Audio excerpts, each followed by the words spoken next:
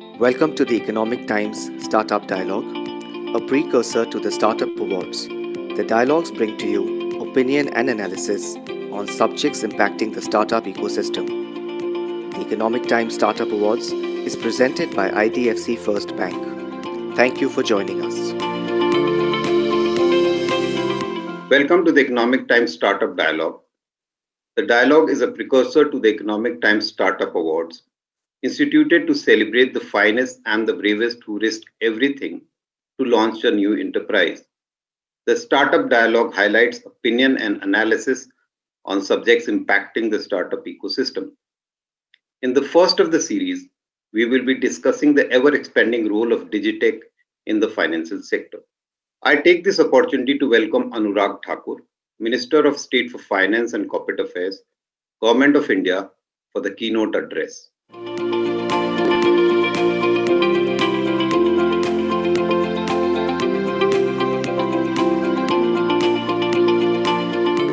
Ladies and gentlemen, Namaskar. Thank you for inviting me to deliver the keynote address at the Economic Times Startup Award 2020. The subject I will address you on concerns both the health and stability of the financial system. Before I share my views on which direction the future of banking and financial services will head towards, I would like to stress on few historic reforms and initiatives under Prime Minister Modi leadership and how they will ensure the robustness, expansion and foundational framework for the future of the banking and financial services industry in India. Over the past couple of years, we have announced several public sector bank mergers, which has brought down the number of public sector banks from 27 to 12 currently. These mergers were done strategically and will lead to synergies in geographical presence and benefits of scale and will lead to better management of capital. We have also opened up a record 400 million new Jan Dhan bank accounts, providing financial inclusion and financial security to our rural brothers and sisters, even the poor in the urban areas. Further, we have also laid the digital highway for growth of the banking and financial sector by taking up the task of connecting India's 6 lakh villages with optical fiber network. In the last 5 years, over 1.5 lakh village panchayats have been connected with optical fiber cable. And it is on this digital highway that India's digital payments is setting new benchmarks. We also created UPI Bheem, which many have termed as India's financial soft power. And I'm happy to share that the UPI Bheem crossed 2 billion transactions in the month of October, worth rupees 3.86 lakh crore. We also set up IFSC Gift City in Gujarat. In the last budget, the Honorable FM announced to set up an international bullion exchange and an additional option for trade by global market participants. Last month, the India INX International Exchange achieved the highest ever trading volume of 10 billion US dollars in one day. Recently, we notified that operating lease and financial lease and any hybrid of operating and financial lease of aircraft or helicopter and engines of aircraft or helicopter or any other parts will be treated as financial product under the existing legal framework for IFSCs in the country.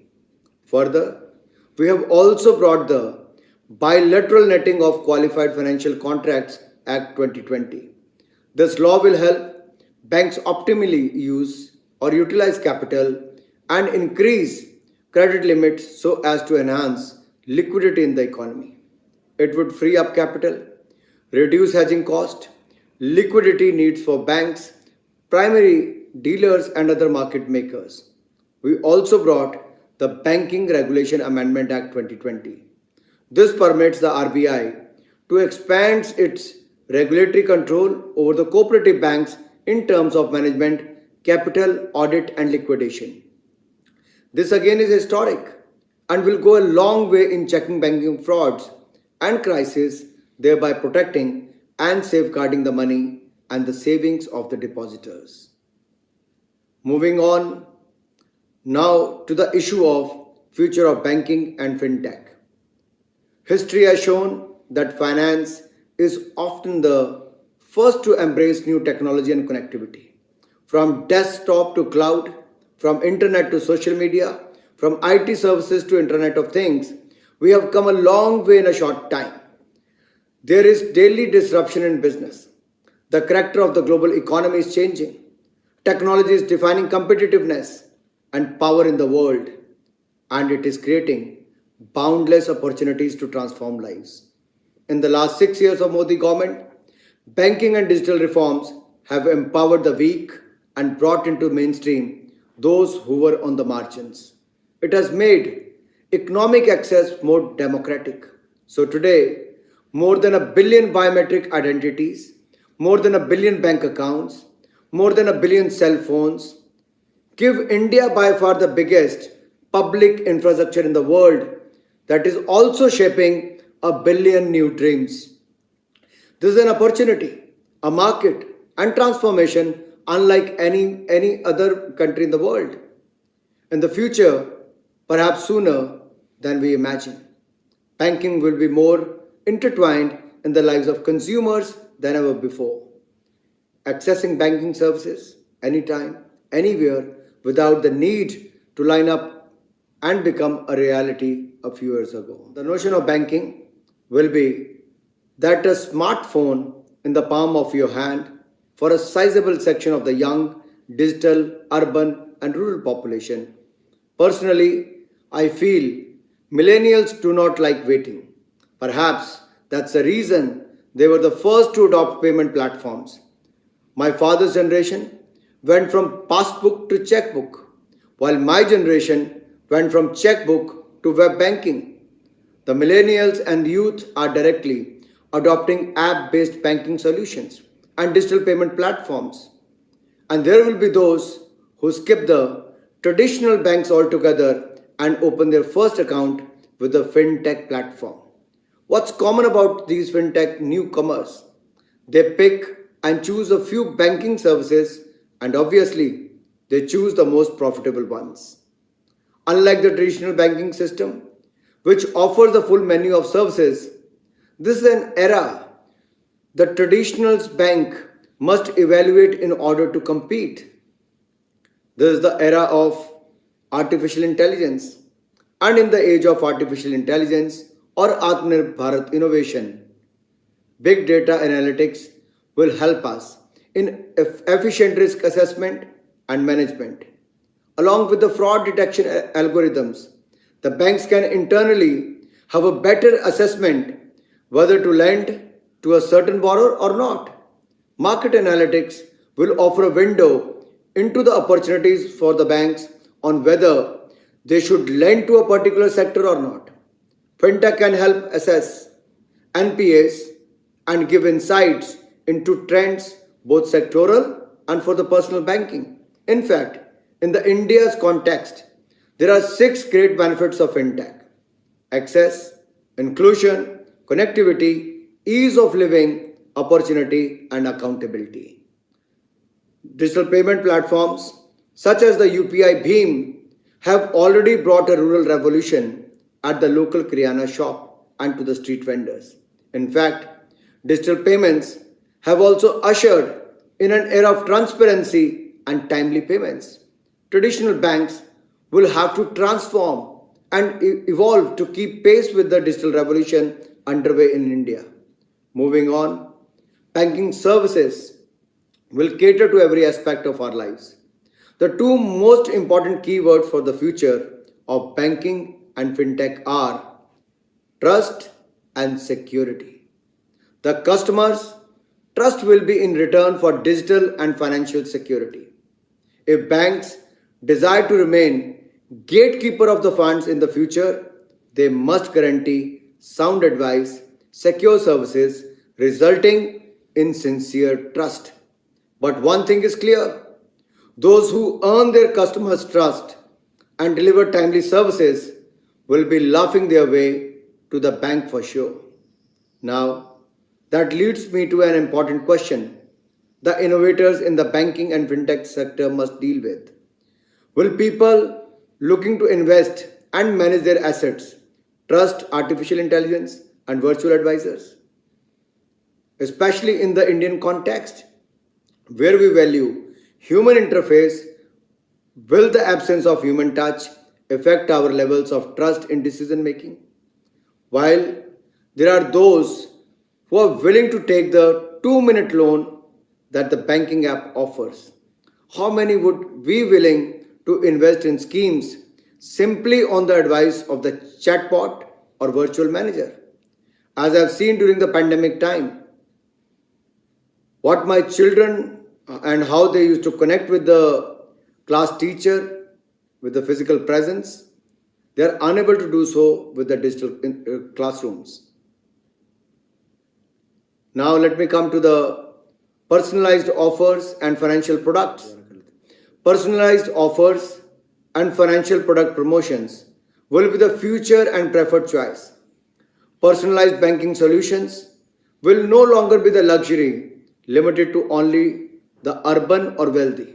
Under Modi government, we have ensured that the Jam Trinity along with the Digital India has brought financial inclusion for the unbanked.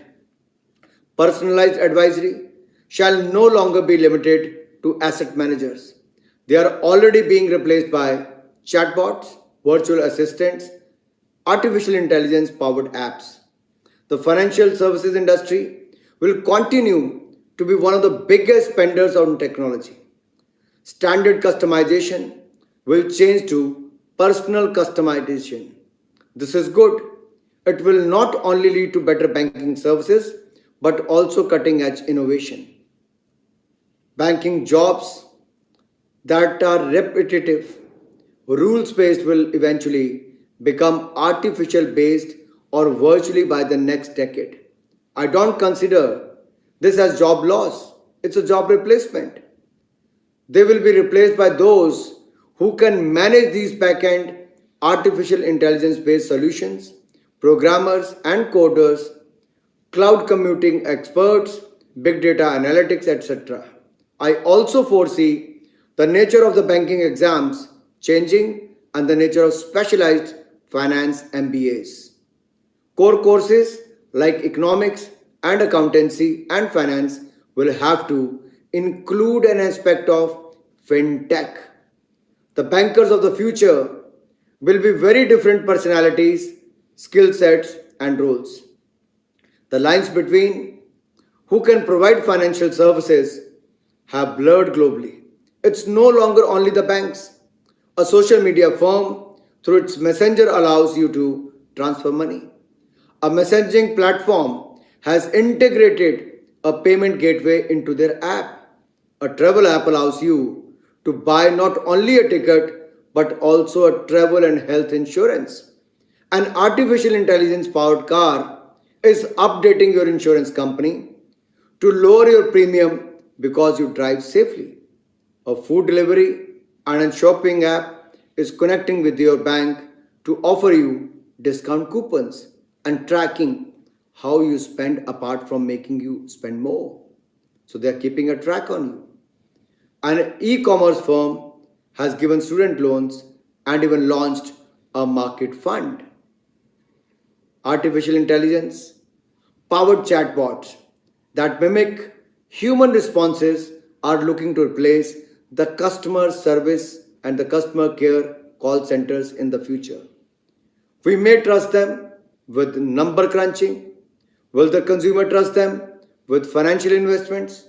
That I leave it to you. We have transitioned from thumb imprints and stamping to signatures. Today, the traditional signature is being replaced by digital fingerprints, biometric voice recognition based platforms that are emerging as frontline of digital security in the banking industry. Is the encryption foolproof or can their firewall still be breached? Again, This is a question for the fintech innovators to answer. Ease of doing business has brought ease of digital payments, which has given ease of living. But we also want ease of customer claims, and ease of redressal of complaints. This is crucial element in winning trust. And there is no better publicity than a word of mouth positivity. Let me end by saying I would like to take the opportunity to appreciate the work of bankers and financial system as a whole. I would also like to acknowledge and applaud each and every member of the banking fraternity who has kept the system efficiently running during the COVID-19 pandemic. You have ensured the robustness of our financial system and liquidity in the market. Let me also congratulate each and every one of the winners and innovators being awarded at the Economic Times Startup Awards 2020. Jai Hind, Jai Bharat. Thank you, Anurag Thakur, for the insightful keynote address. I will now request Samidha Sharma to take the panel discussion forward.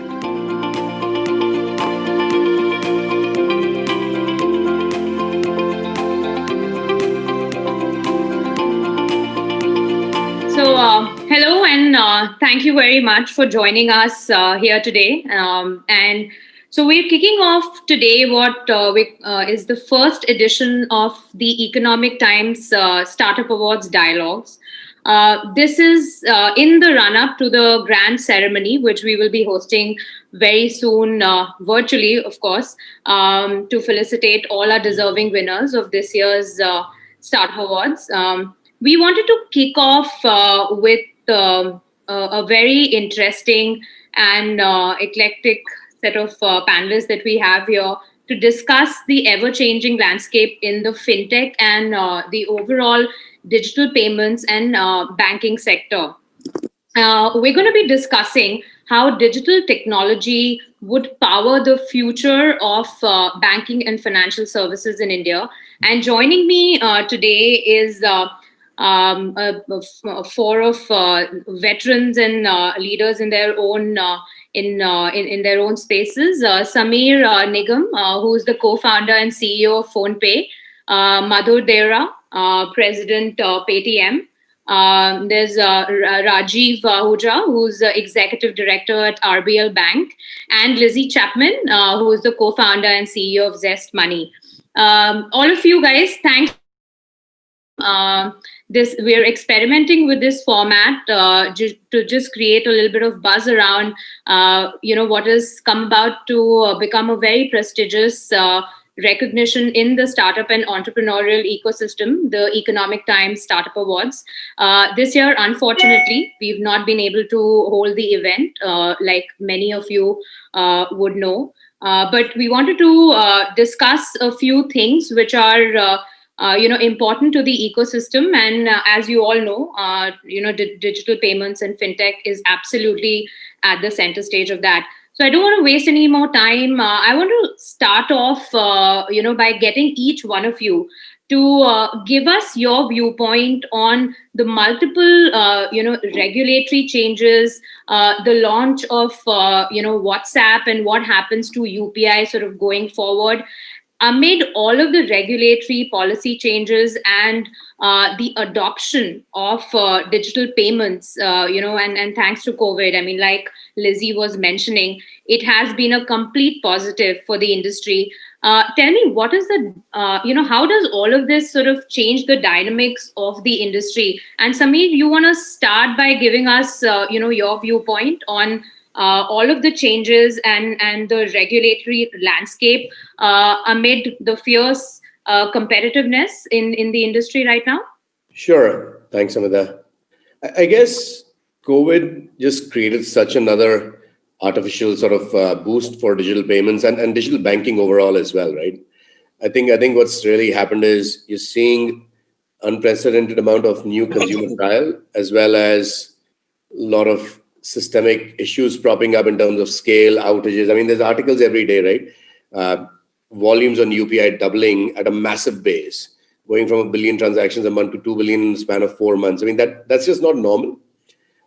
So I think what's happening is, one, digital payments is in fact growing because of a lot of regulatory changes over the last 3 or 4 years.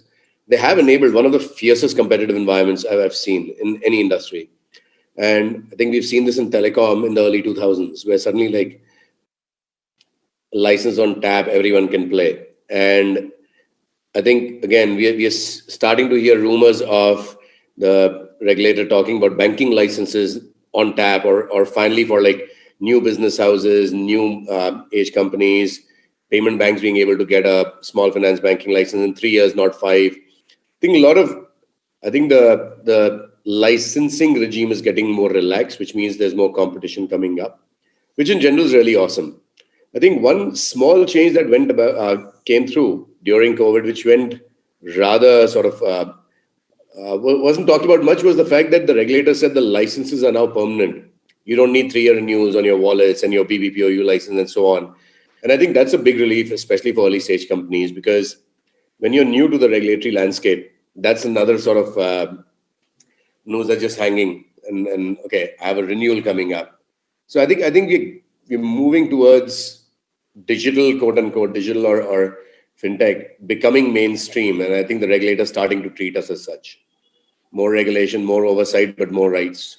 You spoke about the very recent recommendations that have come up from the RBI's internal working group, and it's sort of a hot button issue right now. Rajeev, you want to talk about what that would mean if industrial houses and conglomerates are open to being handed over banking licenses. What is the kind of changes that you foresee as an incumbent?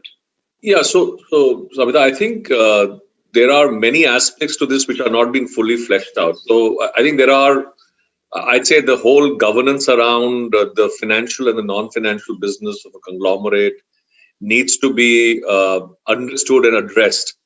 The supervisory function of the RBI, which they themselves, as part of their recommendations, needs to be strengthened so that the risks emanating from the non-financial business do not seep into the financial business. So a lot of work required, but I think there's one recognition throughout this working document. I mean, we can keep arguing about each small point, but the one recognition is that the Indian banking industry gradually and now fairly quickly has to be enlarged. We've had, the 2013 two universal banks, then about 7, 8 small finance banks and a few payment banks come out a little later.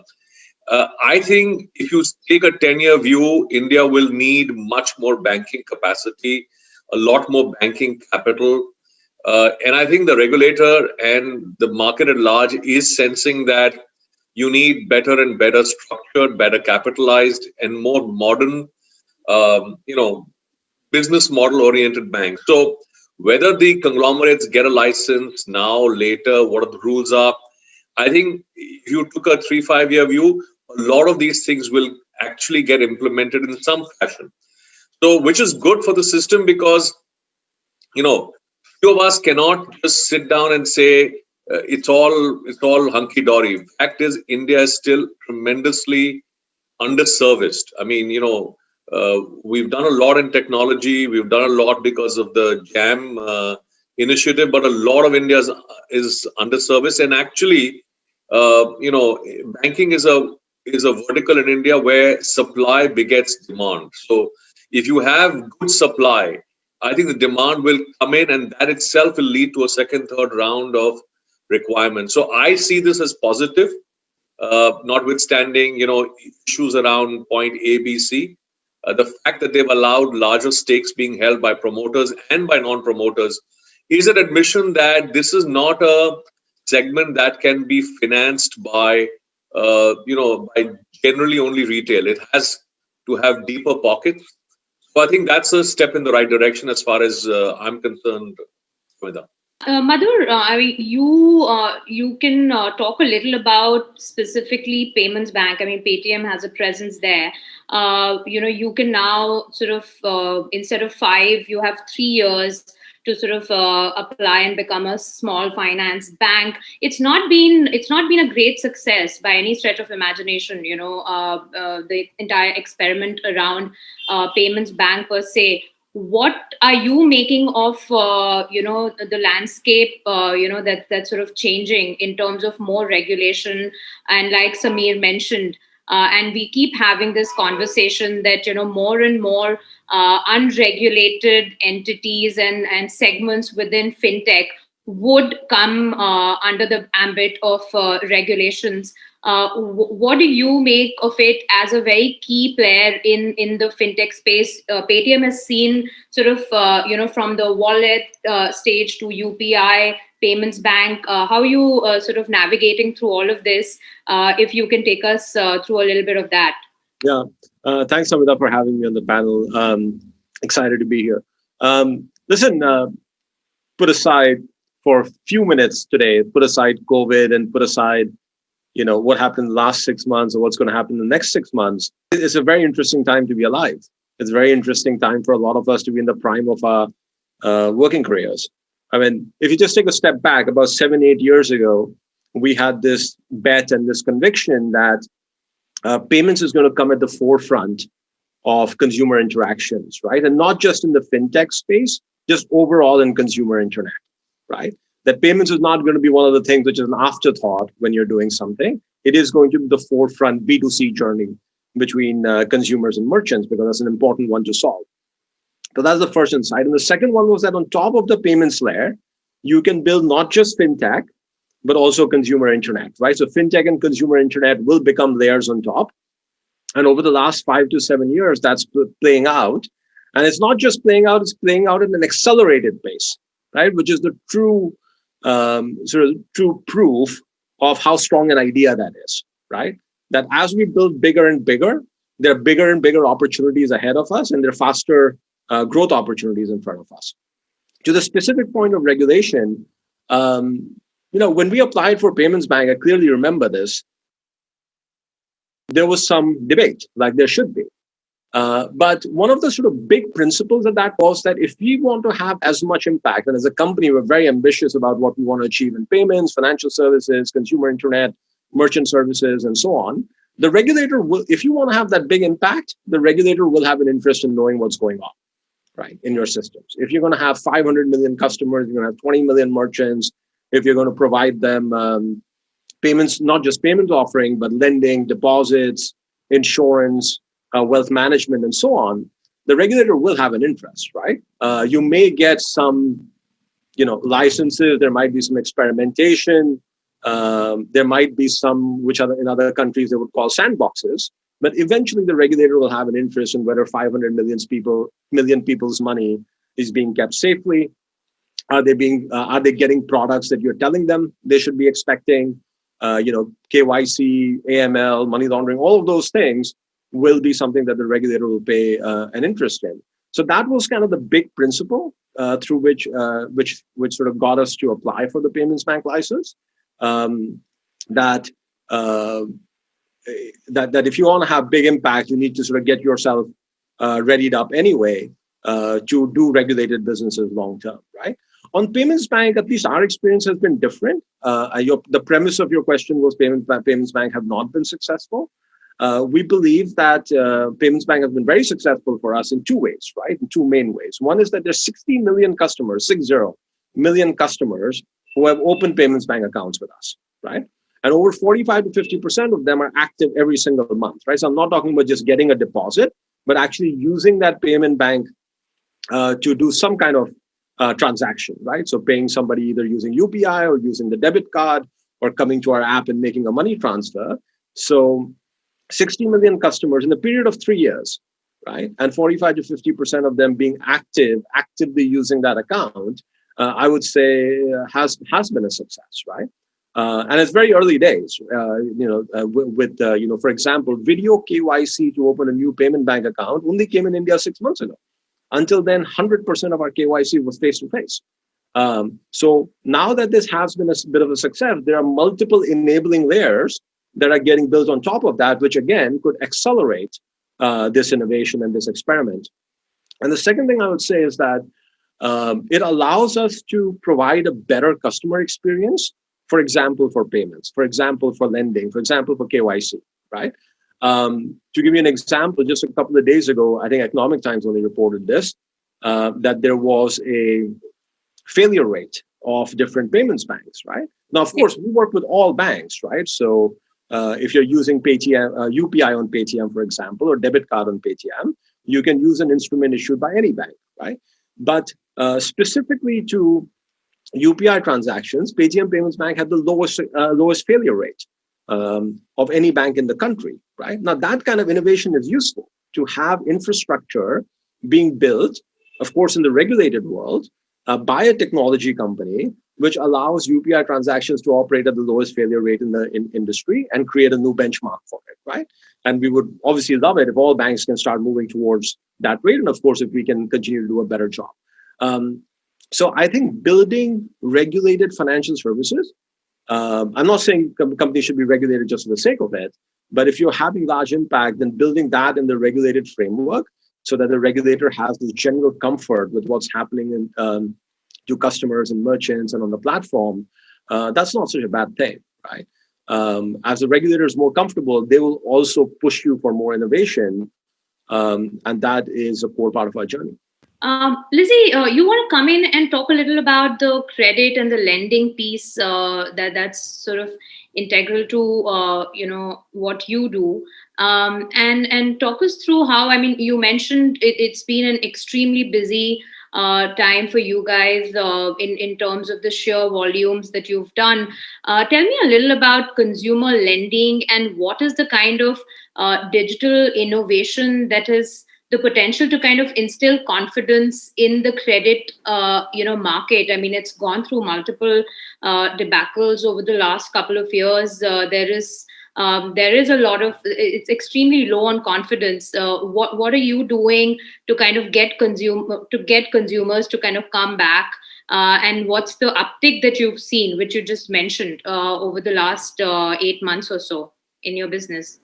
Sure. No, and I think Rajeev actually put it very well. Despite all the advancements we've seen in the last few years, especially in payments and deep penetration of banking products, we are still a deeply underpenetrated credit user, right, in this country. Whatever way you cut the data, there is an absolutely, a huge way to go to get to genuine mass market credit adoption in this country.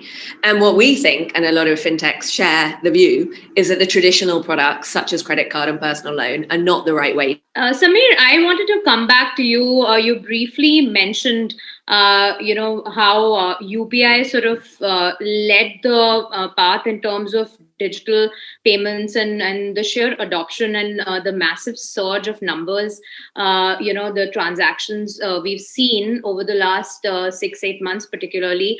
But also there are multiple challenges now with, and someone mentioned earlier, about transaction failures happening a lot more on UPI. There is obviously a new regulation which is going to be capping market share. All of that really impacts a player like you. What do you make of it going forward? Any regulation for any player in the market impacts them in some way or the other. I think the market cap one, to be honest, worries me less, because at least for existing players, it's deferred out by a couple of years, and in India, a couple of years is a lifetime. So that worries me less. I think I'm surprised you said that, because there are a lot of people who are telling me that they're watching very keenly the entire UPI ecosystem, because that seems like what was wallet a few years ago, and there will be a lot of disruption in that space, especially with WhatsApp coming. Realistically, right, and Madhur has obviously seen the journey more closer than I have on the wallet side. When the wallets were exploding, even then there was talk about market consolidation risk, etc. But I think there was a time when Paytm was almost maybe 80% of the market. And similarly, if I take banking, 150 years in, SBI is still 50% of the customer base and UPI volumes. So I mean, we have this discussion ongoing with NPCI all the time. It's what are you solving for? If you're solving for concentration risk at the 3PAP layer, I'd contend that it's actually more important to solve it at the issuing bank layer, because that's where the outages are happening. data's consistently showing it's not the application layer, it's the issuing side.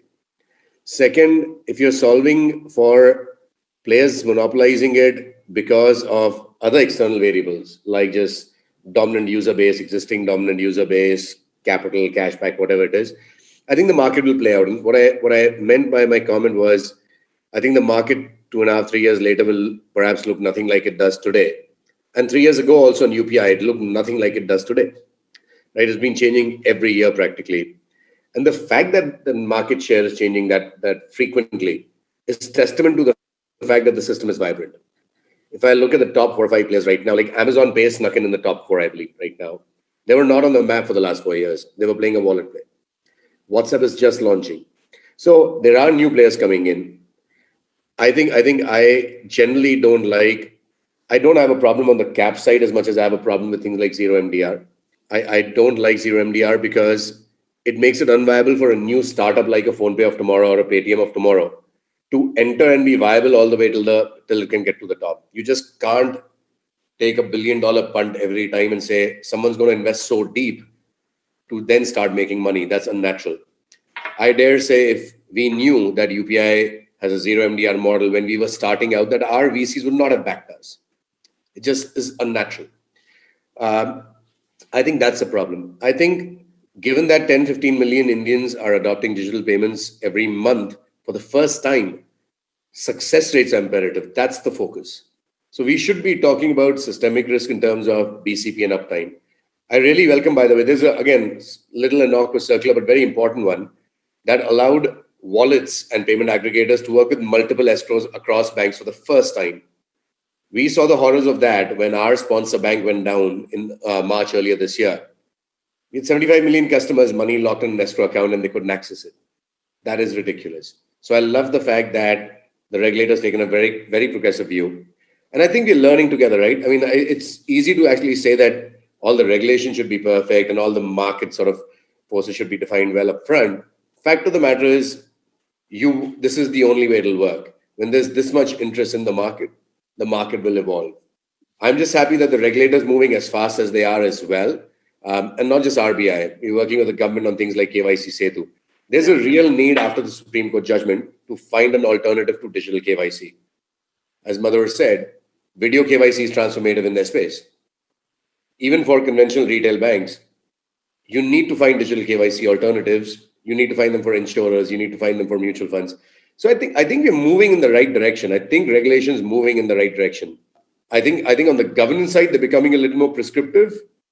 And again, to be fair, that's because I think the tech industry doesn't like being governed well. We don't like having rules. I mean, I come from that industry for the last 20 years. Yeah. So yes, you'll hear more grumbling than ever, but it's probably the right thing. Rajeev, I want you to talk a little about what Sameer just mentioned.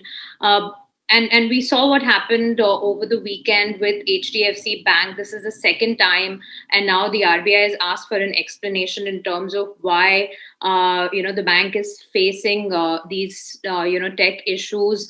What do you see? You're a traditional banker. What is the adoption of and how is the adoption of digital payments, etc.?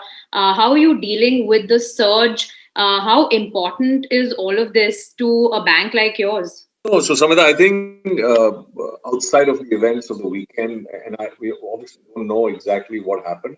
It can be impacting anybody as a provider of service. I think clearly one of the lessons which I think Sameer also talks about is that we need to have multiple players in the market because we have at the end of the day, some of us have had a refresh on our technology very recently. Some people have had longer, vintage, and volumes have just gone up dramatically in the last 6-9 months. I can tell you that we started our move to the cloud on many of our applications. Today we have almost 80 to 90 applications on the cloud a year and a half ago.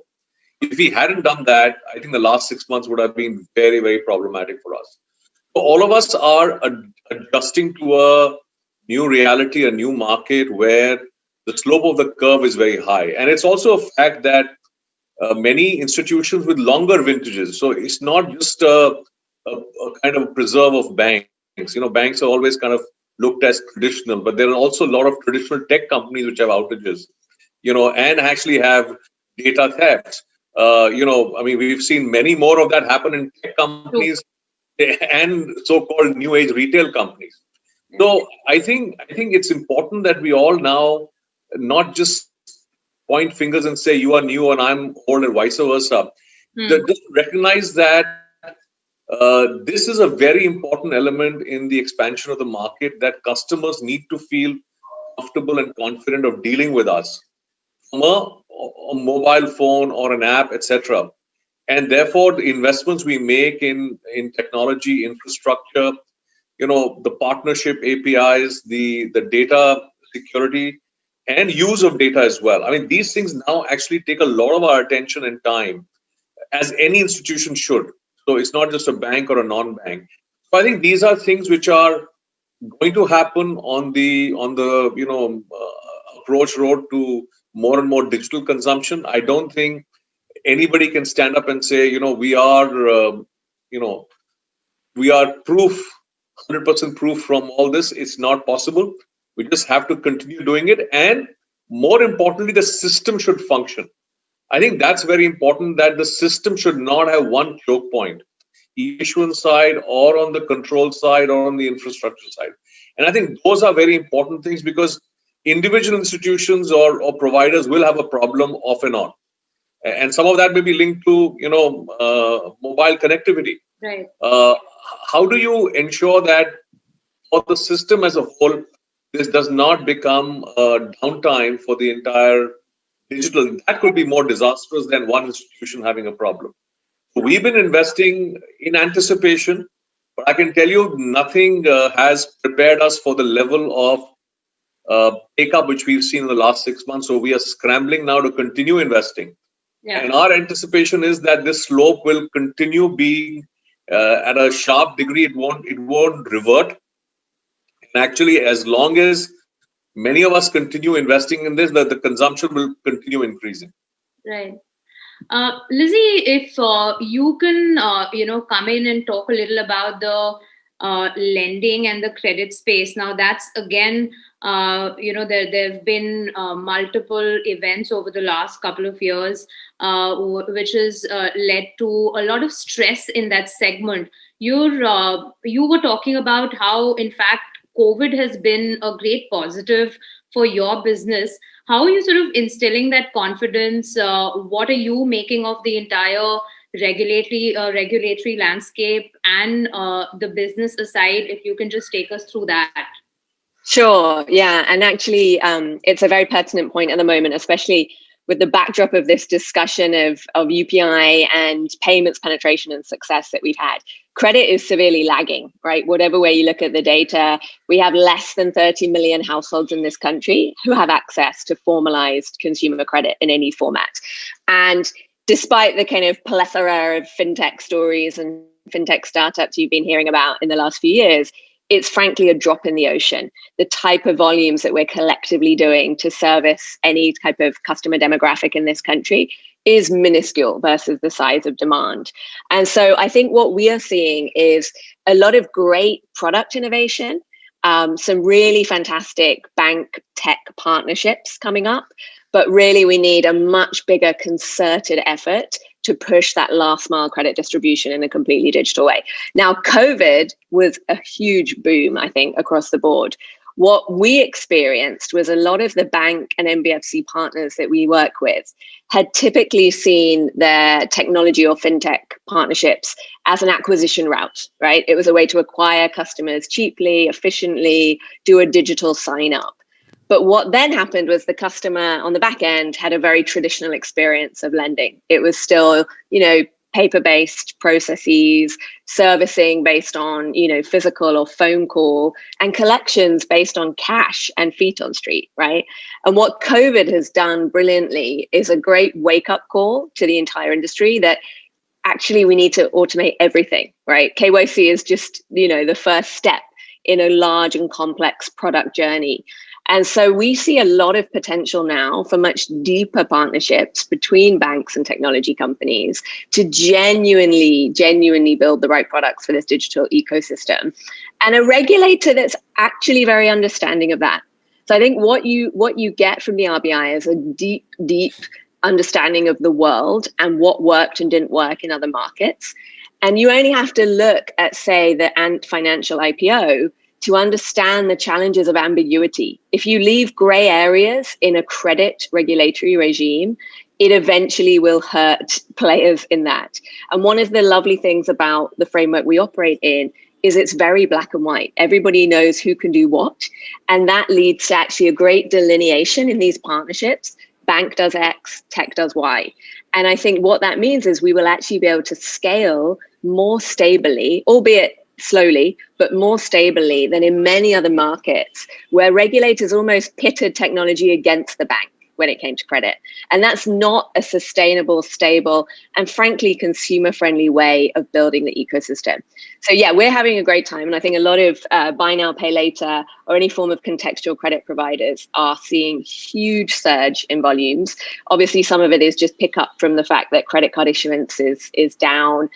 Physical form factors for what we do, like the typical EMI providers in store with an agent-driven model have pulled back given the environment. And so there's just a huge kind of macro surge into digital pay later products right now. But we all mostly do that with the backing of deep bank partnerships.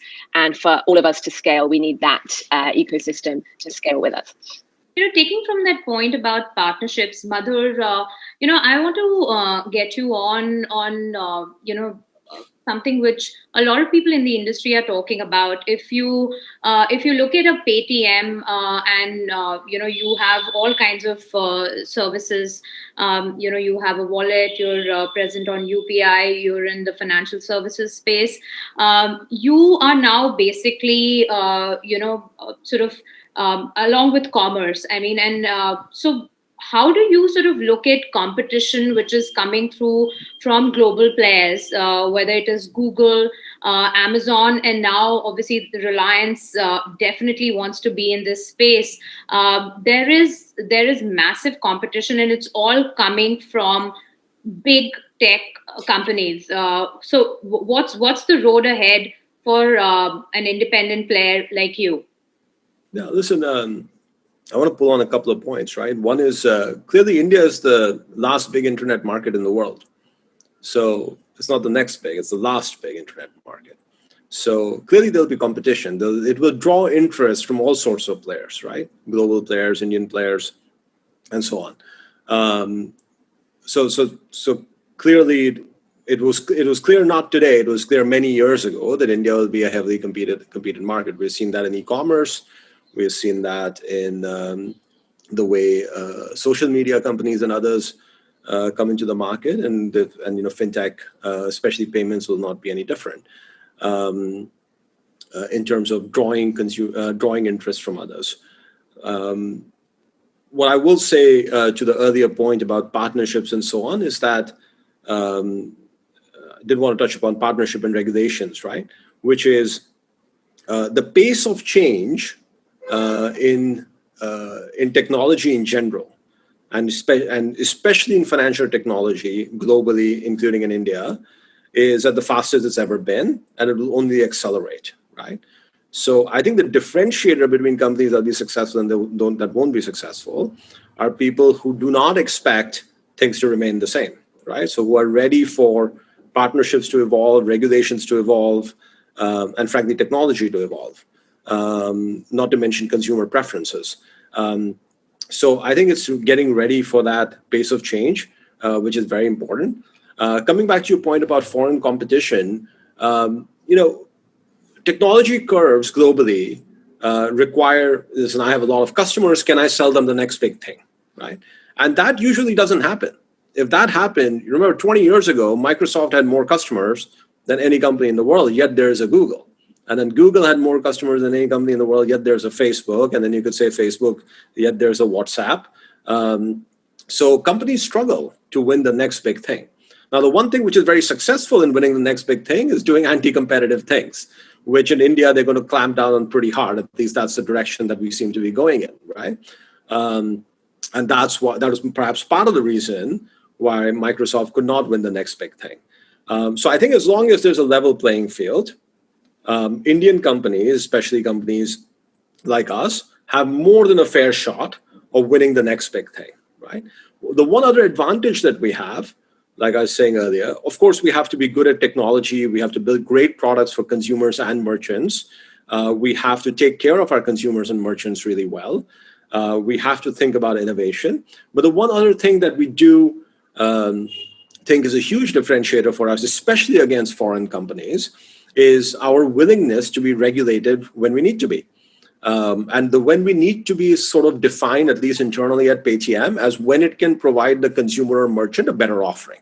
So if we believe that by being regulated, we can give better success rates, we can give a faster loan decision, we can give a better wealth management product, then we will get ourselves ready to be a regulated entity in that area so that we can provide that better consumer experience, right, or merchant experience. And that is critical, and in some ways that's a critical differentiator, because I don't expect that every technology company, especially foreign technology companies, are going to be willing to do that, right? Because it is complicated to be regulated in many different countries. But for us, this is the home market, and we've seen that with Payments Bank. We're also a regulated insurance broker. We are a regulated wealth management firm, and so on. So my suggestion to most startups that we talk to, and this is really become part of the Paytm's DNA over the last few years, is that you cannot run away from regulation. You cannot complain about regulation and say, hey, why should this activity be regulated? Right? If you're going to become large, regulator will have an interest, and you just better be ready for it. Sameer, you've obviously, I think you want to comment on that point, because just very recently, I mean, it's still sort of ongoing, the tussle between the startup ecosystem and many founders, and what they make of the sort of powerful technology majors like Google and Apple, and Madhur referenced to it right now in terms of the regulatory framework that countries have, and local players would tend to sort of adhere to those more than international technology majors like Google, Apple, and Facebook. What is your point of view? I want to get you on it, and Lizzie as well. So I think over the last 30, 40 years, any industry where any sector that the technology industry decides to disrupt, it has successfully disrupted, right? That's just nature of innovation. It's happened pretty much every sphere of our life: content, ticketing, movies, commerce, everything. I think what makes the payments and financial services sector different, and what makes India different, are two macro trends, and just happen to be timing is the perfect storm. One, in almost every other sector, we've talked about the fact that a lot of our unicorns and a lot of our big internet companies are Me Too models of what's happened out west or east. That's because those models started 20, 25 years ago out west or east. Fintech's time has come now globally at the same time. So the rules are actually being defined. The products are getting created, in fact, in India in many cases. Like, I can say with some pride that I think GPay has actually copied every single integration of feature. We haven't taken it west. I know that group and we laugh about it, right? They're trying to replicate UPI in different countries. I think that's pretty commendable. But what it means is the regulators and the government don't have a ready playbook to look at and reference and say, this is how other markets solve for it. So that's why they're also actually acting in real time along with the industry. It's the perfect storm, right? If you think about it. Do you need multiple NUEs or do you need BCP for one network in the country? China went one way, the US has gone another. In fact, the US has not even managed to introduce something like a PSD2. Europe went the whole hog. So every market's thinking about it differently, both in terms of the technology advancement and the regulatory aspects concurrently. This has never happened before if you think about it. E-commerce laws, Amazon had a 15-year tax waiver. They were fighting over patents like one-click payments. Who the hell cared? 25 years later, nobody cares. You're on a different form factor. But those are the big wars. I mean, you had so much time to react. Now the government and the policymakers are reacting as fast as technology is moving. It's sometimes feel like a losing battle, but they're reacting very fast, and we should actually applaud them for it. The second thing that makes this very interesting as timelines go is that the only force that has ever hurt technology advancement is politics. Whether it was Microsoft, whether it is any other antitrust movement over the last 20, 30 years in governments, you take Ant right now. Typically, if a particular company or a set of companies becomes more powerful than the governments that regulate them or the markets they operate in, you generally see a correction, right? And I think that's happening for big tech. I don't think it's India versus foreign. Just so happens that most of these big companies aren't Indian yet, but it'll happen for Indian companies as well. But on that, very quickly, if you see the other flashpoint is not payments or fintech, which are regulated, it's news and specifically social media. The biggest percentage of time allocated during the US Senate hearings right now was around whether Facebook and Google were allowing people to influence elections. Nobody cared about the fact that science has gone out the window. We're teaching people all sorts of distorted data. It's actually about elections. It's that visceral, right? A reaction from government saying, hey, my job's on the line. You are controlling my destiny. So when those two things are happening, especially in a market like India, again, 500 million people are accessing the internet and having a point of view for the first time in history. They're not dependent on Doordarshan anymore. They're speaking up. It's perfect chaos right now in a wonderful way. So I don't think anyone can crystal ball gaze and say we know what the market's going to look like 5 years out, but it will look very, very different and at an unprecedented rate of change. It's a good time to be alive. Lizzie, what do you make of this entire debate around big tech and Indian startups and whatever was while we were discussing how whether Google will be abiding by the rules of the land of in India. What do you make as a startup entrepreneur? Because at some level, all startups have some competition with an Amazon, Google, or Facebook. Reflect from a credit perspective, right? So let me give you that side of the story. Credit's unique, and it's unlike payments in that the benefits of scale are not necessarily positive, right? If you grow credit too quickly and issue to too many people without building sufficient risk and collections infrastructure, you can lose a lot of money. And so for that reason, it's never winner takes all. You never get monopolistic credit providers. Nowhere in the world, actually, even in China, which is always the exception to the rule. If it was that simple, already we would have seen one of the homegrown payment apps dominate the market, and that hasn't happened yet because it's so challenging and so unique. I think the other thing always people say is, well, they own the customer, so therefore they can do X, Y, Z. Again, credit doesn't work like that. Owning the customer doesn't give you an automatic right to lend to them, and more importantly, to collect from them. A brilliant example I always use is look at Chroma, right? It's a Tata business. Tata have Tata Capital. But what is the biggest finance provider in Chroma? Who does 60% of all financing? It's a company called Bajaj, who has no relation, because they are the best at that type of financing in that physical store. So in credit, owning the customer and being the distribution manager is just one tiny piece of the puzzle. And therefore, it's very unlikely that one of these giants will become this, credit monster. And frankly, I don't think they have the appetite. Actually, to Madhur's point, it's again back to regulation. And do they really, really, have the appetite and the sort of hands dirty approach? What they are doing, though, and have always done, is control, the gatekeeper, right? Be the sort of customer access point. What we've decided to do to react to that, I guess, is to really try and use their desperation to build the market to help our business. And the beautiful thing is that now we can collect money 24/7 for free with cashback provided by these guys. Thank you, Sameer. Thank you, Madhur.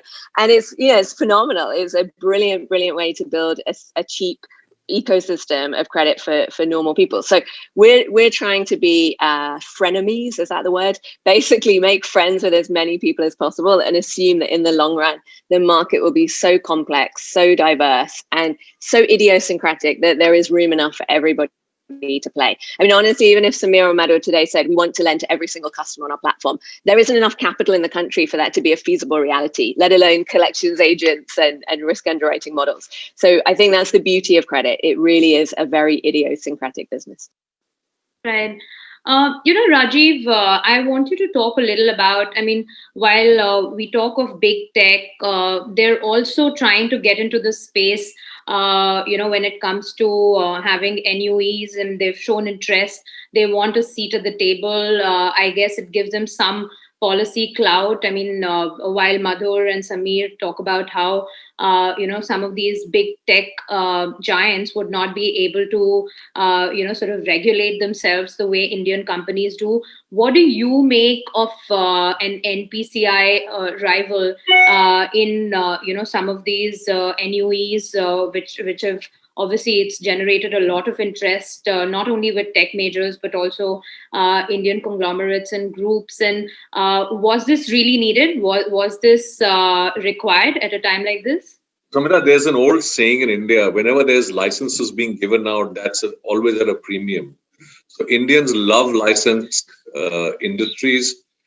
I mean, at the end of the day, I think, we have to understand that, on more serious note, there is room for a few more players. Now, that could be one or two, because India is still tremendously underserved, as I was been saying. You need more innovation. I mean, NPCI has done a tremendous job over the last 10 years. And, they've really whet the market's appetite, whet the customer's appetite. You could do with more. And there's many areas, small businesses, financial inclusion, cross-border, supply chain, many areas which are still untouched from a digitization perspective. What we've seen is obviously the core rails, a very consumer-centric business, which is always important to start with. But I think there's more and more innovation. So I don't see an issue. And I also don't think this is an easy way to print money. At the end of the day, interoperability, as people have seen over the last 6-7 years, every time an innovation license is given, the regulators are very clear that it has to be interoperable, it cannot be an island, and the cost of serving has to come down. So if Sameer is crying about zero MDR, it's going to be applicable everywhere. And if at all, I think the new NEU is coming, it'll bring down the cost even further, or force the cost to come down even further.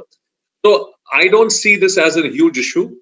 Obviously, in certain businesses, where liquidity gravitates, like the stock exchange businesses, there I think, this has been demonstrated that you have one person controlling a large share. I think payments and extension of payments have a lot of room to grow. And I don't see that as an issue. Obviously, they have to be careful about the composition of the core investors. This is not a 3-5 year game. This is easily a 10-year game. And then they'll have to have the same governance requirements as Madhur was mentioning, that are you serving the community at large? Are you serving the people who do not get access to these services? And are you interoperable with everything around you? And I don't see an issue. I know there's lots of emotions around it, but like many things in India, 3-4 weeks pass and the emotions kind of get back to reality. So I have a couple of more questions, and then we'll wrap up. I obviously wanted to get you guys to talk a little about, while we spoke about, the massive surge in digital payments and how sort of UPI has led the charge, when it comes to adoption. There's also a big challenge that the industry faces in terms of frauds and scams. In fact, we had a investigative piece today done by my colleagues Ashwin and Anandi, which spoke about how there's been a massive uptick in terms of the number of small towns that have emerged as centers of these kind of scams, and all of these are college-going youngsters. What kind of digital, innovation or tech innovation can really help in terms of financial education and giving confidence to bring the next set of users to transact online, to make purchases. I think this is something relevant for all the four of you. I mean, I know between Sameer, Madhur, Lizzie, Rajiv, I mean, we all talk about, how all of you are grappling with this, but this is at the center, at the core of really, getting into the next phase of users coming on board. How are we tackling this issue? No, listen, we've been fighting this for years. TRAI is supposed to have telecom operator is supposed to have a DND list. You're not allowed to send SMS to people who aren't DND. And yet, then not only are there fraud SMSs sent, phishing messages, they're also sent with your company's name in it. And we've been fighting it for years. And finally, there was a judgment recently saying that companies are responsible for it. It was not a popular fight. It's not something that we wish we were fighting alone. Right? We wish that there's a large number of stakeholders that we wish had joined us in this. But it was important enough for us that we actually pretty much went alone to try to get this changed. And people thought, hey, this is some Paytm battle. But it's actually an industry-wide issue. It's actually not an industry-wide. It's actually bigger than this, right? This is a community-wide issue that if you don't have trust in these digital platforms, you're not going to adopt this. And remember, this is dealing with people's money. Right? This is not like one, cab ride gone wrong. This is not one, e-commerce delivery gone wrong. This is like dealing with people's monies and livelihoods and so on, right? So as you're building this infrastructure, it is important that people have that education, right? And if done right, India actually has one of the most secure payments platforms in the world, right? So there's OTP, there's chip and pin, there's UPI pin, and all of that stuff, right? Yeah. And especially if done right in the mobile sort of payments world, there's a lot of technology that you can put behind the scenes as well to just make sure that you are trying to do as good a job as you possibly can about detecting fraud rates and so on, right? It's actually, there's more sophistication you can build in than you could in the traditional world or, with cash or with even physical cards and so on. So there's a lot more that you can do. But the industry has to come together to say, okay, there are a few things that we will absolutely focus on. So one is, consumer education, just things like don't share your password, set a password, set a reasonably strong password, and don't share your password. Most importantly, don't share your OTP, right? And and communicating to people that nobody usually calls and asks for an OTP. But then I think there's a lot of work done at a telecom level and so on as well, just to make sure these kinds of phishing attacks don't happen. Reality is a large number of people who use mobile payments, especially payments platforms like UPI and so on, until recently, were the same people who were comfortable using debit cards, right? So we were solving for the same people who said, I don't mind having an instrument linked to my bank account, and I use that as a debit card. Now I will have another instrument, this time a virtual instrument, linked to my bank account, call it UPI handle, right? The real challenge is how do you take it beyond that base, right? And when I say beyond, I mean dramatically beyond that base, right? People who have not used digital payments in the past, and when I say digital payments, I include debit card in that, right? So people who are moving from cash to digital payments is a whole different challenge, right? So I think there are layers of technology literacy, there are layers of financial literacy, and there are layers of specifically within technology literacy, like security literacy, which we need to solve for. And if we solve for that, then financial inclusion is something you can solve for in the next 5 to 7 years. Right? This is the time. This is what we are at the cusp of, right? So the prize is very, very big, and the prize is not like, hey, 2 generations later. Yeah. This is like technology is moving so fast that we're talking about 5 to 7 years, in the worst case, 10 years. But it's one of the core infrastructure points that we have to solve. Sameer? So I think Madhur nailed a bunch of points. I think there are areas where at almost societal level, we need policy to really kick in. DND is clearly not working the way it was intended. I think we are not the first industry to complain about that. It has been the bane of existence for a bunch of them. But yes, I think the stakes are much higher when you're talking about people's entire salaries getting wiped out or income getting wiped out. I'll actually say this. I think props to Paytm. We joined later once we heard about the announcement, but I think it's pretty bold and unpopular, as Madhur said, to go out there and challenge all the telecom operators on this one. I'm glad they did it. Thank you. We joined as soon as we heard, but I think there are a bunch more such things that the industry should rally around. We did join UPI when they'd done a sort of education campaign. But again, that was on Twitter, that's on social media, that's on digital. And the problem with some of these things is, I think those ads are going to people who are already careful or have already heard of two-factor authentication and have already heard of these things. We need a purposeful intercept where audiences are engaged. And I think I've seen some interesting ads during KBC where Amitabh Bachchan's talking on behalf of RBI. Those are forced interventions. They're unpopular interventions, but they work. I'd love to see some more during IPL. We ran a few with the government recently. But again, I'm not sure that they're going necessarily to the startup that really needs them, new to internet, not just new to payments, but new to internet. But I think there's another problem, and I think it's pretty specific to developing markets, and India is one of them, which is law enforcement, right? There has to be a chilling factor if you're caught operating a racket. I'm not talking about just one willful fraud, some nephew sort of scamming their uncle. I'm talking about entire villages with hundreds of SIM cards running a proper sort of cybercrime racket. And I think here there have been investigations in the past. There have been takedowns. We've helped break down rackets like this as well in various states: Jharkhand, Orissa, West Bengal. My problem is you could have 200-300 people wipe out thousands of accounts, and ultimately the entire penalty comes down to maybe 6 months. 4 jobless kids who basically have nothing to lose going to jail for 6 months, and maybe 1 or 2 or 5 lakhs penalty. That is just like, the punishment is not proportionate to the crime, right? And I think that's a real problem. And by the way, that's one of the reasons why, like Samidha, you and I have spoken for several years about why PhonePe, for example, doesn't enter lending.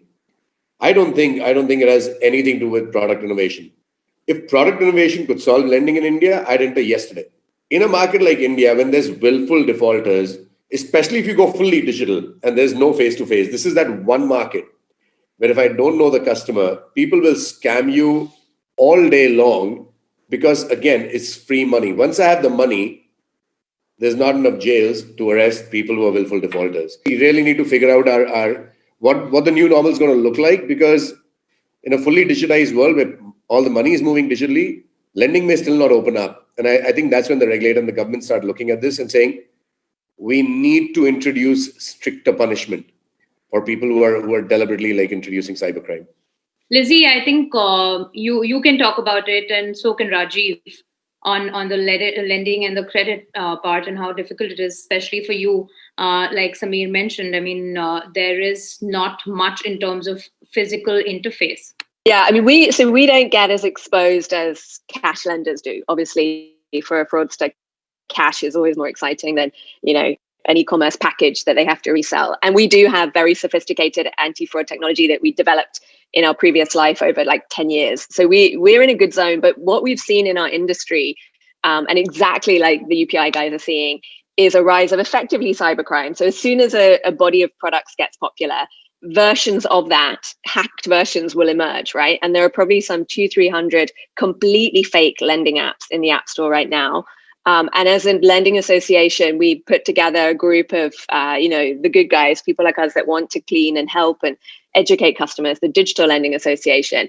And we've been really, really active in creating, education, very good fair practices, codes of conducts to help customers decide what is a real lending business and what is a completely fake app.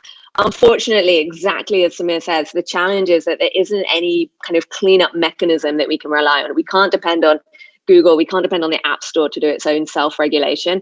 And many of these apps are not actually, clearly, obviously breaking a law. They don't claim to be, right? It's very difficult. It's very tangential. It's a very much a sort of gray area loophole that they're exploiting. But this is a really, really big issue for us right now. A lot of us are focused on this because what we believe is if we lose customer trust at this point, at so early in the cycle, so early in the credit cycle, it's going to be really hard to get that back. And so exactly as Sameer said, it's about collaboration, and it's about everybody working together and having the same messages and the same education to their consumers, so that we just progressively, over time heighten the awareness. But it is, it's a huge problem right now. And maybe we even need to come together across industry, banks, UPI apps, and lenders working together on this topic. Yeah, I'll just add a little bit to what Sameer was saying. I think ads literacy is all very good. We also have to do a lot of this in person, which I know for many of you is a little bit challenge. So one of the biggest objectives of our branches is to actually reach out to customers of all segments to actually educate them. And it's still quite interesting that 7 or 8 out of 10 problems which happen is plain old password or pin, accidentally, or hey, I just gave it to my office person or my relative. I mean, those are the kinds of issues which are there. So it's, there are those which are very, very well planned, but 8 out of 10 is still this old-fashioned password sharing. You have to do a lot more, various ways of doing it. And I think on the lending side, we actually have the same view as Sameer does, that any form of lending of a certain size and to a new person better be done in person first, or at least have somewhere that you or your partner can actually physically meet the person, and get some sort of a buy-in, because there are challenges of being totally blind in terms of lending. Yes, our own customers who've been with us in various forms, we are quite open, and that's a matter of how our risk appetite relative to our understanding of their data, their credit functions. Obviously, when we work with partners, we rely a lot on our partners as well to provide us that background data and then take our credit call. It's an evolving paradigm. I don't think it's perfect so far. I can only say that on the consumer side or the financial inclusion side, actually has been far better experience than on the corporate side. So I would say that in fact, we do a lot of business in financial inclusion where it's all done in person, and we've never had an issue because there's a lot of social and moral conviction attached to lending there, and that works very well in spite of the challenges there. I think these things will evolve. I don't think we can go back to the whole environment where everything was done in person, or we can be lending large sums of money without meeting the person. I think the relevance which people place on their CIBIL score is still evolving. And I'm pretty mindful that the last 6-9 months, many people would have gotten their CIBIL scores compromised because of excessive borrowing, and they don't care yet. Okay, maybe 2 years from now they'll start caring because but right now, in a sense of where the environment is, they'd rather just go and borrow as much money as they want and not return. So it's a social issue as well, more than just a technology issue. I'm going to end this session, but one quick take from all of you in terms of, what do you think each one of you would be the most sort of critical and sort of key development that all of us should be watching out for in terms of the next year, 2021, in the overall, fintech and digital banking and financial services space. If each one of you give me that one thing to look out for. Lizzie, you want to take it first? I'm so biased, obviously. I'll say contextual credit. I think this is going to be the year of what we call contextual credit, basically finally breaking down credit into where it's needed and delivering it alongside transactions rather than, forcing people to go through lengthy and very heavy credit application processes. So 2021, watch out for that. Madhur? Listen, it's hard to say because there's so many different moving parts, right? We have just on this call, we have discussed, competition, regulation, consumer protection, and so on. You can tell me how WhatsApp Pay would challenge all the incumbents. Well, it's impossible to say, right? It's impossible to say. I'm sure if they build a decent product, they'll have some customers. Will it expand the market? Will it take share from other markets? Presumably, a lot of what they will do initially, whatever they're doing, some large share of that will be P2P and stuff. But it's hard to say. You just don't know, right? I think the important thing is over the next 2 to 3 years, you will see fintech scale, but not just scale in size, but also in terms of scope. We're not in the same camp like Sameer was saying with respect to lending and so on. We do think that in the next 12 months, at least our journey is to be more of a super app on both consumer internet as well as financial services. A lot of the things that we have piloted over the last, some are pilots and some are sort of beyond pilot over the last 12 to 18 months, whether it's in lending or mutual fund distribution, equity trading, insurance distribution. A lot of them are very promising. So I think both on consumer, so we think about three parts of the ecosystem. One is consumer internet, the second is financial services, the third is merchant services. These are the three layers that we build on top of payments. You'll see all of them become broader, and I think you'll see a lot of these things starting to come together, right? And I think the key thing is to give great products and technology to both consumers and merchants, and then they will have their own usages, right? They'll have their own patterns about how to take those great products and technologies and make them their own, whether it's devices or sound boxes that we do in the offline world, or it is payment gateway services that we provide to online partners, or whether it is how our UPI is integrated with our payments bank. All of these things sort of go out there and then consumers sort of adopt them as their own. We're pretty excited about 2021, right? COVID or no COVID. Sameer, what's the one game-changing thing that we should be looking out for? Please do not talk about your business. No, not my business per se. I just because of a bunch of signals, I think 21 is where the regulator does open up banking and tech meets banking for the first time. We've been talking about neo-banking for 4 or 5 years. We've been talking about all the pieces of banking piecemeal have opened up as licenses over the last decade. But somehow there's something about a bank, maybe it's the governance, maybe it's the fact that it's the sum of the parts, that makes it the most sort of precious business model that tech is looking at for the last 5 years. Something tells me something gives next year. I can't say what, but I have a feeling tech meets banking next year in a very different way, and life will never be the same. And I think that might be what is required for lending and everything else to open up. So that's the fintech part. I'll make a random and bold prediction. I think if the vaccine hits the population by the summer, I think by the end of next year, we will start seeing the decline of social media and permanently it last.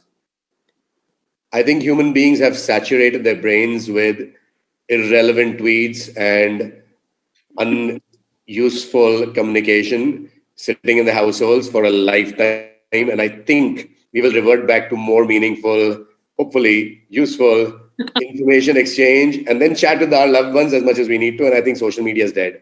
I'm waiting for that day. Wow. Hurrah. The long newspaper. Samidha, Can't wait.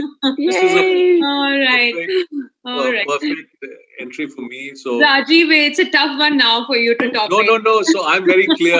I think Sameer will have to eat his words on social media next year, and I hope the vaccine comes. I'm a big believer in human psychology, crowd psychology, that we'll find some other purpose for social media, which is as challenging as we have. But look, I think broadly what I'd like to see is that one very important startup on the last 10 years list itself in India.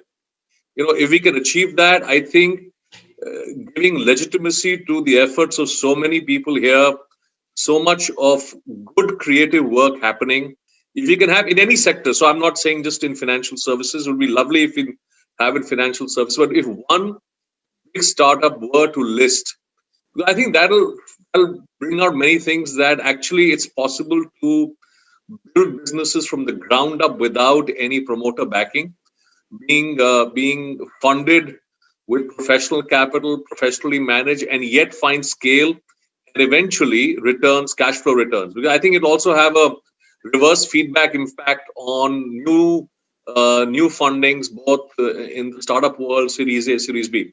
I just wish it happens because India, one of the things which hasn't happened is exits of a meaningful sort over the last 7-8 years. And I do think the industry definitely needs, whether it's in food tech, edge tech, ed tech, or fintech, wherever you think it's most appropriate. So I'm hoping for that. I think the financial services side, I do think that maybe not next year, because I think in some manner, fintech is still a very, very nice word. And even the bankers want to be called fintech, but the words of fintech and banking will converge because we will become more fintech. And as Sameer, fintechs will want to become more like banks. So I think that, hopefully should happen in India far faster, in my view, because we have a smart set of people all around. He was suddenly talking like an investor when he was complaining about the lack of exits. But a lot of expectations now from the three of you to start planning your IPOs. But thanks a lot, all the four of you. Amazing conversation, so many insights. Thanks a lot for taking out time. Sameer, Madhur, Lizzie, Rajeev. Hope you had an interesting, chat, and hopefully we should be doing more of this in the future. Thanks a lot for joining in, all of you. Thank you. Thank Samidha. you. Thank you Great so fun. much.